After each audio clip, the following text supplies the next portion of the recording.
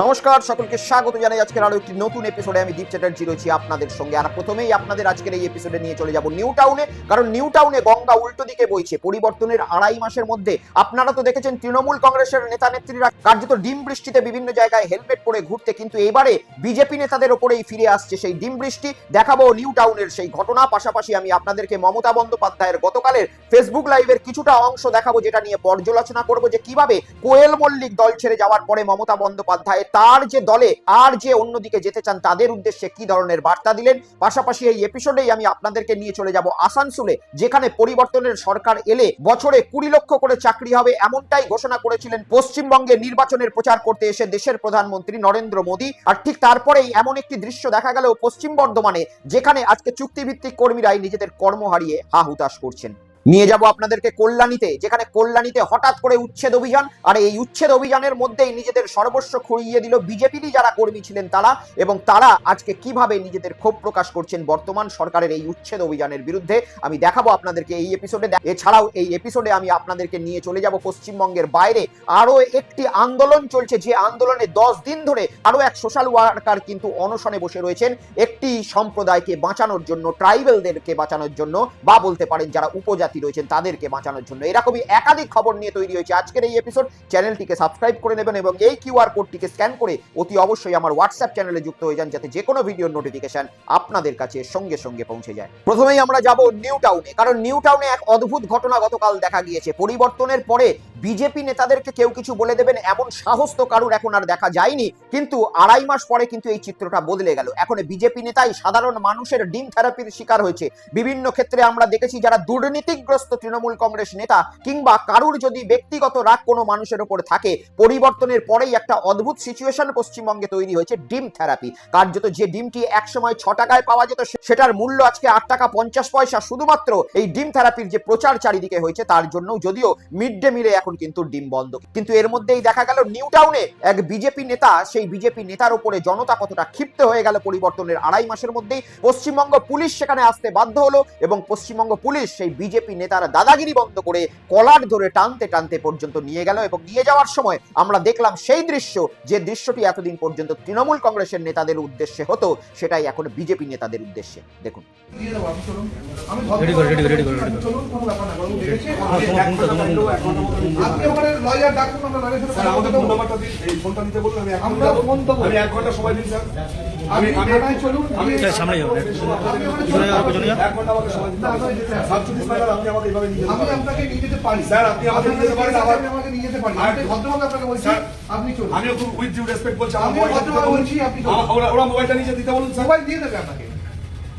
আচ্ছা, আপনি বলেছেন আমাকে একটু ফ্রেশ হতে দিন। আপনি ওখান থেকে হয়ে 1 ঘন্টার মধ্যে আমি পৌঁছে যাব। আমি আপনাকে নিয়ে যাব। আমাকে একটা লয়ার, আমার লয়ার সাবজুডিস ম্যাটার যে দেখছে, ঠিক আছে, আপনি চলুন। আমাকে 1 ঘন্টা টাইম দিতে হবে। আপনি বড়বাবু বলেছেন এখানে আপনাকে যেতে হবে। তা আমি কোথায় না করেছি স্যার? তাহলে চলুন। আমাকে শুধু একটা এখন আমাকে আমার ফোনটা দিতে বলুন স্যার। আপনি সময় না দিলে আমি যাব না, আপনি জোর করে নিয়ে যান।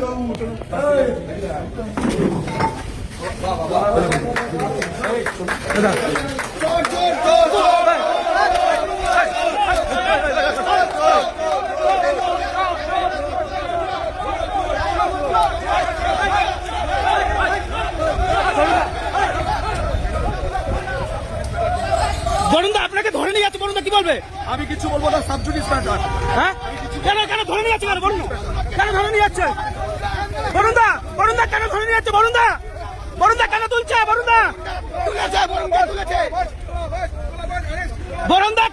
বরুণদা কেন তুললে কি বলবে? কিছু বলবো না, সাবজুডিস ম্যাটার।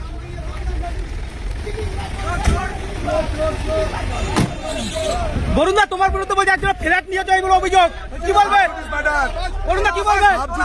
ইনি হচ্ছেন নিউ টাউনের বিজেপি নেতা বরুণ বিশ্বাস। আর এই বরুণ বিশ্বাসের বিরুদ্ধে অভিযোগ, তিনি এক ভদ্রমহিলা, বয়স্ক ভদ্রমহিলার ফ্ল্যাট জবরদখল করে রেখে দিয়েছেন। সেই ফ্ল্যাটকে দখল করেছেন এবং নিজের যে নেতাগিরি, সেই নেতাগিরির রংবাজি দেখিয়ে এতদিন পর্যন্ত মহিলাকে ভয় দেখিয়েছেন। বিজেপি নেতা বরুণ বিশ্বাসের বিরুদ্ধে থানায় অভিযোগ হয়। সমস্ত এলাকাবাসী বা ওই আবাসিকের যত মানুষ রয়েছে সকলেই এই বরুণ বিশ্বাসের এগেনস্টে দাঁড়ায় এবং তারপরেই পুলিশ প্রশাসন নড়ে চড়ে বসে। আপনারা দেখলেন পুলিশ প্রশাসন কিভাবে এসে ওনাকে টানতে টানতে নিয়ে যাচ্ছেন এবং সেই সময় কিভাবে স্থানীয়রা ডিম বৃষ্টি করছে বা তার মাথা লক্ষ্য করে ডিম ছুঁড়ে তাকে মারছে।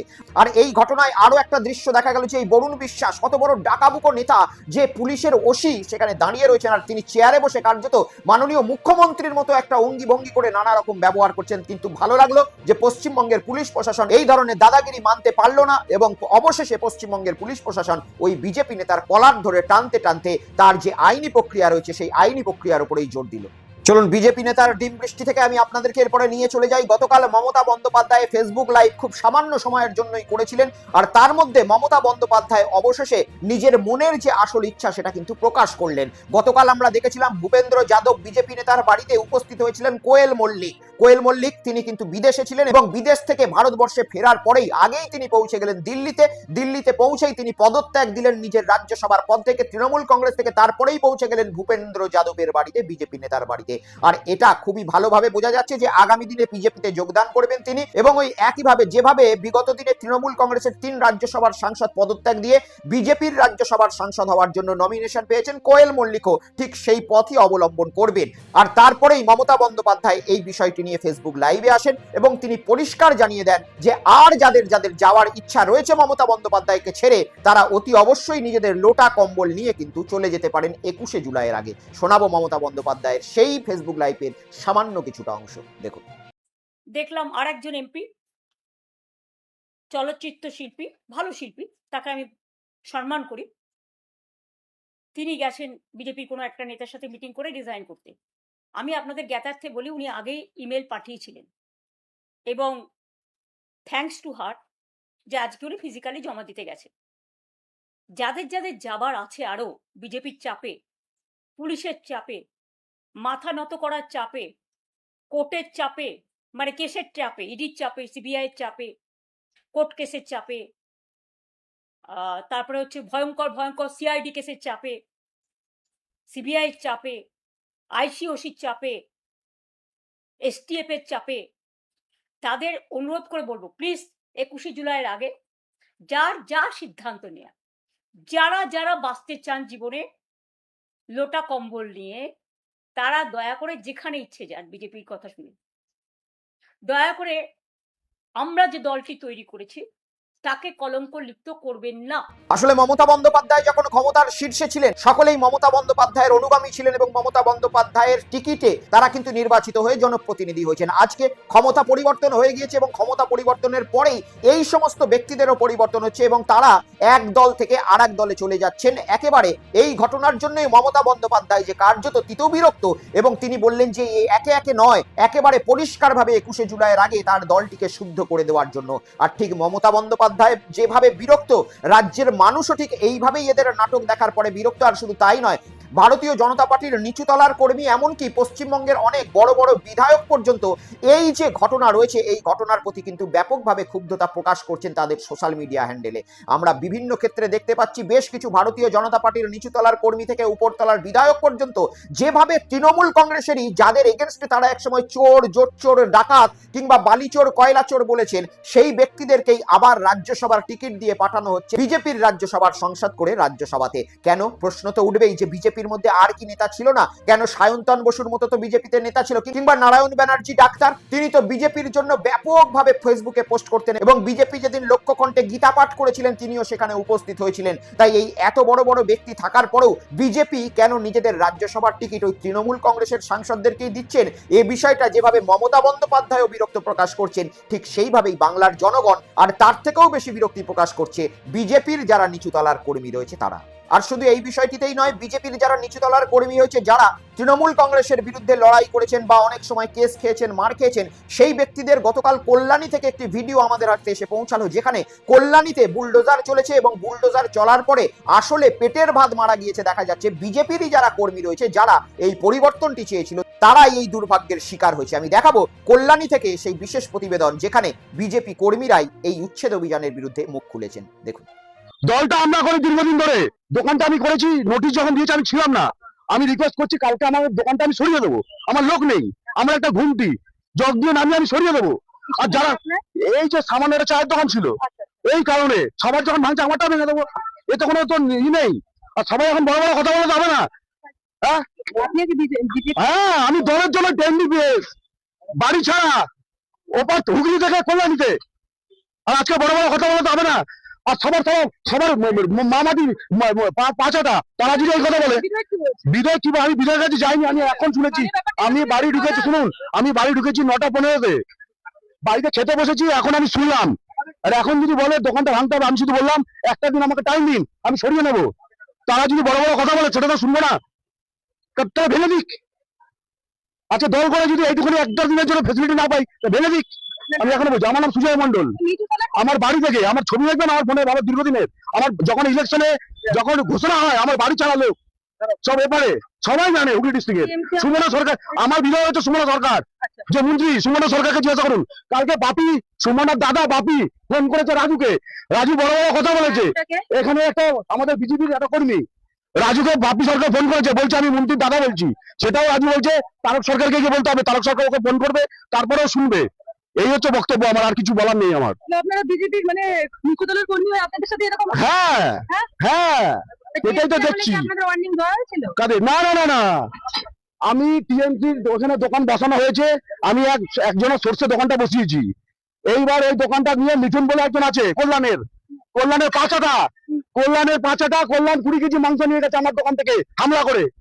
শুনলেন, তিনি কিন্তু বিজেপির জন্য বাড়ি ছাড়া হয়েছেন, এক জায়গা থেকে এসে অন্য জায়গায় বসবাস করছিলেন এবং তৃণমূল কংগ্রেসের সরকারের আমলেই কিন্তু তিনি এই সমস্ত দোকান করে খাচ্ছিলেন। তারপরেও তার দোকানে কিন্তু কোনো রকম এতদিন পর্যন্ত উচ্ছেদ অভিযান চলেনি, কিন্তু বর্তমানে পরিষ্কার পরিচ্ছন্ন চলছে চারিদিকে এবং পরিবর্তনের সরকারে এই যে জঞ্জাল চারিদিকে ছড়িয়ে রয়েছে সেটা পরিষ্কার করার কাজ চলছে। আর এই পরিষ্কার অভিযানে যদি বিজেপির 10-12টা কর্মীও বুলডোজারের হাত দিয়ে পরিষ্কার হয়ে যায়, সেক্ষেত্রে তো কিছু গলাবাজি করার নেই। আর এই ব্যক্তি যতই বিক্ষুব্ধ হোক এই ঘটনার জন্য, যতই প্রতিক্রিয়া দিক, তার জন্য কিন্তু তার এই দোকানটি বাঁচলো না, সেই দোকানটি কিন্তু অবশেষে বুলডোজারের শিকার হয়ে গেল। অর্থাৎ আগুন যখন লাগে তখন কিন্তু সকলের জন্যই লাগে। এই আগুন হিন্দু কিংবা মুসলমান এটা দেখে লাগে না। আপনার বাড়িতে যদি আগুন লাগে, প্রতিবেশীতে যদি মুসলমান বাড়ি থাকে, সে যদি আনন্দিত হয় যে হিন্দুর বাড়িতে আগুন লেগেছে, আমার খুব আনন্দ লাগছে, কিন্তু সেই আগুন যখন বাড়বে আপনার প্রতিবেশীর সেই মুসলিম বাড়িটাকেও জ্বালিয়ে দেবে। ঠিক উল্টো দিকে মুসলিম বাড়িতে আগুন লাগলেও হিন্দুরা আনন্দিত হলে হিন্দুর বাড়িটাও কিন্তু সেই আগুন ছাড়বে না। আর এই আগুনই কিন্তু আস্তে আস্তে বিভিন্ন জায়গায়, এই যে হকারি করে যারা খাচ্ছিলেন, বিভিন্ন জায়গায় অস্থায়ী ক্যাম্প করে যারা নিজেদের দুবেলা দুমুঠো পেট চালাচ্ছিলেন, এক সময় হয়তো তারা মুসলিম বস্তি উচ্ছেদ দেখে অনেক আনন্দিত হলেও আজকে সেই বস্তি উচ্ছেদের আগুনটা নিজেদের কাছে যখন এসে পৌঁছাচ্ছে তখন এরা চেঁচামেচি করছেন এবং প্রতিবাদ করার চেষ্টা করছেন। কিন্তু এই প্রতিবাদ যদি একত্রিত হয়ে সকলেই মিলেমিশে প্রথম দিনে করতেন, আজ হয়তো এই দৃশ্যটা তাদেরকে দেখতে হতো না। যাই হোক, এই ঘটনা নিয়ে আপনাদের সঙ্গে আলোচনা তো থাকবেই, কিন্তু এরপরে আমি আপনাদেরকে নিয়ে চলে যাব পশ্চিম বর্ধমানে। সেখানে এক অদ্ভুত দৃশ্য দেখা গেছে। যারা চুক্তিভিত্তিক কর্মী, এতদিন পর্যন্ত যারা নিজেরা চুক্তিভিত্তিক কাজ করে নিজেদের পেট চালাচ্ছিলেন, সংসার চালাচ্ছিলেন, তাদের কর্ম কিন্তু এবার যেতে বসে চলেছে। আমরা তেমনটাই দেখতে পেলাম। কি বলছেন সেই চুক্তিভিত্তিক কর্মীরা, আমি শোনাবো আপনাদেরকে, দেখুন। শুধু এই একটা পয়সা, একটা রোজগারে আমরা এখানে করেছি। अचानक से आके बोल रहे कि मत आओ। দিদি আপনার সমস্যাটা কোথায় হচ্ছে? বক্তব্য হচ্ছে আমরা সবাই জানি আমাদের ওপর থেকে আজকে বলে দেওয়া হয়েছে যে তুমি এত লাফাচ্ছ কেন শর্মিষ্ঠা দি, এখনো তো আমরা একসঙ্গেই আছি, তবে কাল 12টার সময় সেন্ট্রাল এটা টেক ওভার করবে। 12টার সময় একটা মেসেজ যাবে এবং তোমরা তখন হোয়াটসঅ্যাপে তোমরা তখন সেখান থেকে চলে যাবে। হ্যাঁ, আমি কোনো দুঃখে কাঁদছি না। দেখুন, ডাক্তার কেন বলবো, আমার ভাই বোন যারা গ্রুপ ডি স্টাফ আছে, যাদের হাত পা ভগবান দিয়েছে, আমরা খেতে পারবো, আমরা কাজ করব, সেটা না। এটা একটা খেদ, এটা একটা অপমানের কান্না আমার। তারা বলছে, আমি বলেছি হার্ড কপি দেবে না, অর্ডার কপি না, নামে নামে তো অর্ডার কপি দেওয়া যাবে না, হোয়াটসঅ্যাপে দেবে, তোমরা চলে যাবে, আমরা করব। আরে মশাই, এখানে পার্মানেন্ট ডাক্তাররা, আপনারা তো লোকাল, তারা 12টা 12:30টায় আসে, ডিউরিং হসপিটাল আওয়ার্স বাইরে আসে। আমাদের দেখিয়ে দিন হসপিটাল আওয়ার্সে আমরা বাইরে কোথায় কাজ করেছি। এই এই এই এই পাওনা। আর হ্যাঁ, যে সুপার অফিসে সুপার, ডেপুটি অ্যাসিস্ট্যান্ট সুপার এবং অ্যালাইড আমাদের ছাঁটাই করা হবে। প্রায় 40 জন ডক্টর কন্ট্রাকচুয়ালে আছে, 40 জন ডাক্তার, full time, part time, contractual, group D 100+। এবার হচ্ছে 30-40 জন আছে, 200 এবার আমরা চাইছি যে এটার একটা আমাদের মানে এখন সরকারের কাছে এটার একটা সব বিবেচনা এটা সহৃদয় বিবেচনা। এবং বর্তমান সরকারের কাছে আমি আবেদন রাখবো, আপনারা পূর্বতন সরকারের বলবুতে পেয়ে, হ্যাঁ, এই নিয়োগ, এখানে শেড দুর্নীতি, এখানে কিচেনে ক্যান্টিনে খাবারের দুর্নীতি, এখানে পেশেন্টের ওপরে দালালির দুর্নীতি, 2024 থেকে কোভিড ভ্যাকসিনের দুর্নীতি, এবং এখন আমাদের ওপরে প্রেসার আসে যে আমাদের পার্টি করা হয়েছে, তোমরা অমুক হাসপাতালে পেশেন্ট পাঠাও, এবং মাস গেলে মোটা মোটা টাকার দুর্নীতি। আমি বর্তমান সরকারের কাছে হাত জোর করে বিনতি করব, স্যার, শুভেন্দু অধিকারী মহাশয়কে, মুখ্যমন্ত্রী মহাশয়কে বলবো, স্যার, আমাদের কথা আপনি ভাবুন, না ভাবুন, আপনারা এর একটা বিচার করুন। ঘটনা পশ্চিম বর্ধমানের ইএসআই কর্মীদের চাকরি যে কোনো মুহূর্তে চলে যেতে পারে, সেই আশঙ্কায় সকলেই আজকে চোখের জল ফেলছেন। এবং আপনারা দেখলেন যে এনারা কতটা ভারাক্রান্ত হয়ে পড়েছে। এটাও স্বাভাবিক হওয়ারই ব্যাপার।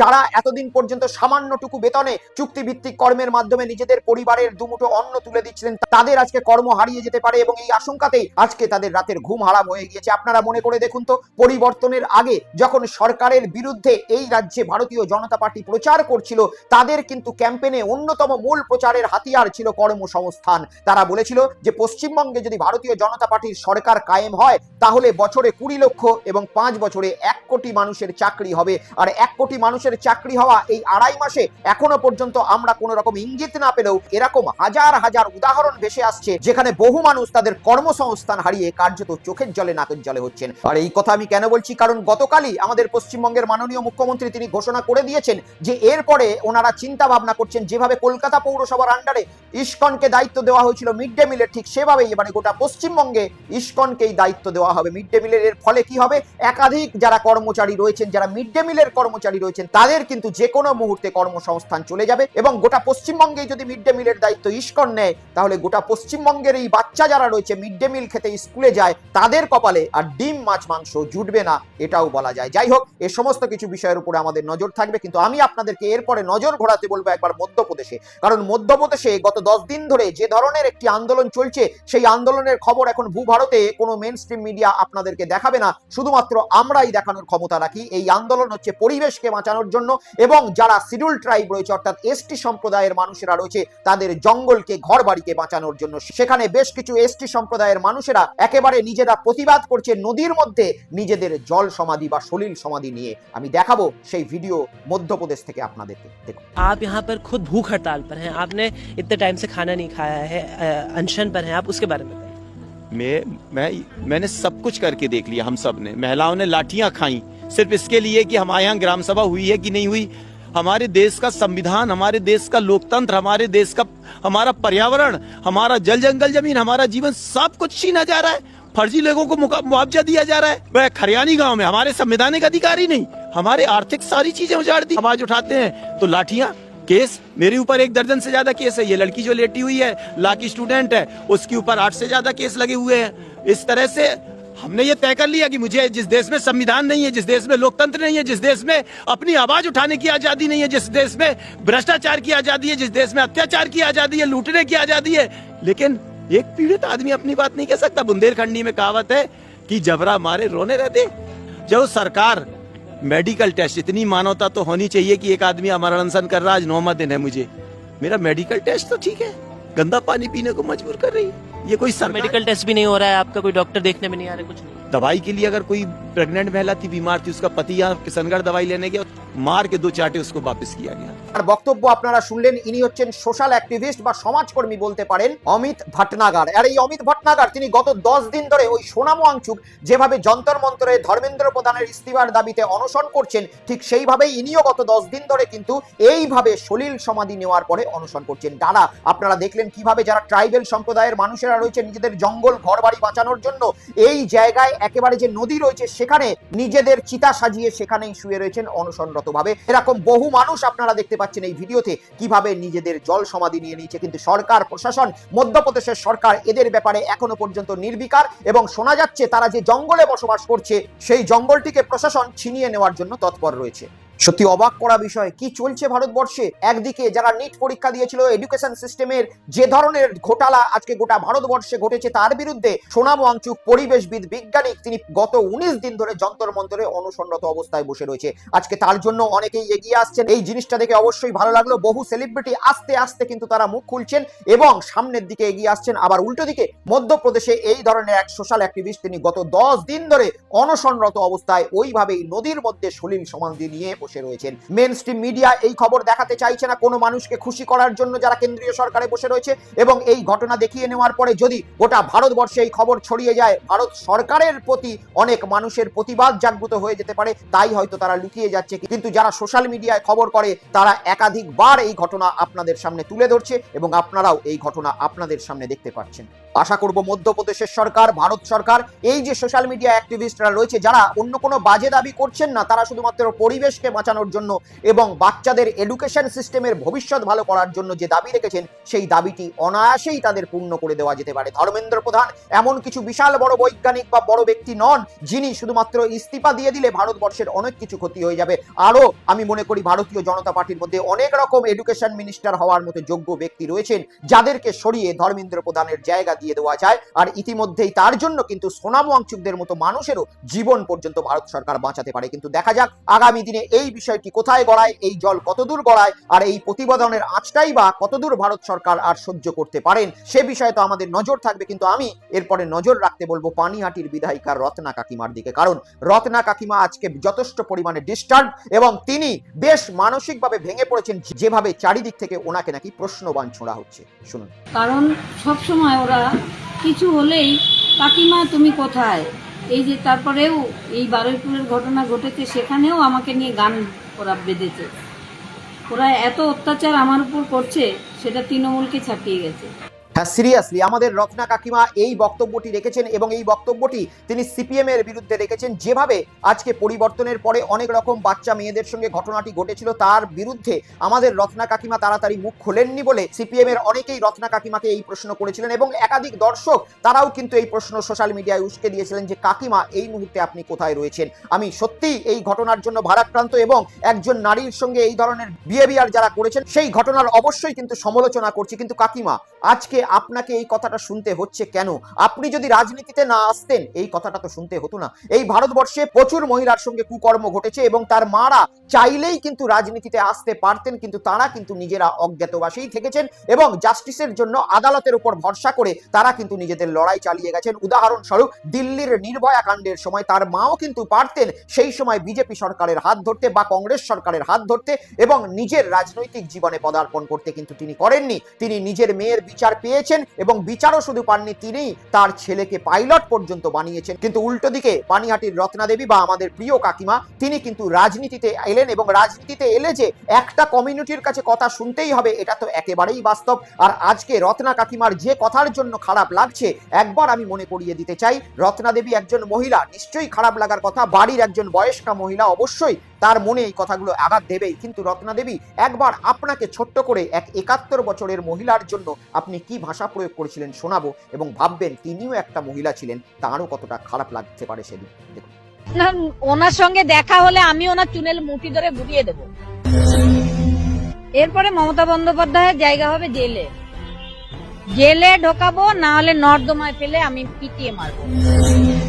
দেখুন, প্রথমেই বলে দিই, যারা এখানে ভাববেন যে আমি মমতা বন্দ্যোপাধ্যায়ের ওকালতি করছি, না, একেবারেই নয়। মমতা বন্দ্যোপাধ্যায়ের আমলেও তার যে কেষ্টবিষ্টু ভাইপো ছিল প্রচুর দুর্নীতি করেছেন, তার জন্য মানুষ পরিবর্তন করেছে এবং পরিবর্তনের পরে আজকে মমতা বন্দ্যোপাধ্যায়ের যে অবস্থা সেই অবস্থা দেখেও মানুষ কিন্তু সহানুভূতি করছেন মমতা বন্দ্যোপাধ্যায়ের দিকে। কিন্তু একজন 71 বছরের মহিলা যিনি রাজ্যের 15 বছরের মুখ্যমন্ত্রী এবং যখন অভয়া দেবীর মা এই কথাটি বলছিলেন, অর্থাৎ রত্না দেবী এই কথাটি বলছিলেন, তখনও কিন্তু সিটিং চিফ মিনিস্টার ছিলেন মমতা বন্দ্যোপাধ্যায়। কিন্তু এই ধরনের ন্যাক্কারজনক একটি বক্তব্য সেই সময় পলিটিক্যাল পার্টির অ্যাঙ্গেল থেকে কিন্তু আমাদের রত্না দেবী রেখেছিলেন। আর সেই সময় তিনি একবারের জন্য কল্পনা করেননি যে যার জন্য এই বক্তব্যটি রাখছেন তিনিও কিন্তু একজন নারী, একজন মহিলা। আজকে তিনি রাজনীতিতে এসেছেন, অর্থাৎ রত্না দেবী রাজনীতিতে এসেছেন এবং সকলে তার বিরোধিতা করে, অর্থাৎ তার বিরোধী দলের মনস্ক যারা রয়েছে বিরোধিতা করে যে বক্তব্যগুলো রাখছেন সেই বক্তব্যে রত্না দেবী আঘাতপ্রাপ্ত হচ্ছেন। কিন্তু আঘাতপ্রাপ্ত হওয়ার আগে একবার ভেবে নেবেন আপনিও অনেক মানুষকে ঠিক রাজনীতি করার জন্য এইভাবেই আঘাত দিয়েছিলেন। আর এই ভিডিও শেষ করার আগে আপনাদের সকলের কাছে একটি আবেদন এবং একটি মেসেজ রাখছি আমি, যেখানে আপনাদের স্ক্রিনে দেখতে পাচ্ছেন এক বাচ্চা মেয়ের ছবি যার বয়স মাত্র 15 বছর।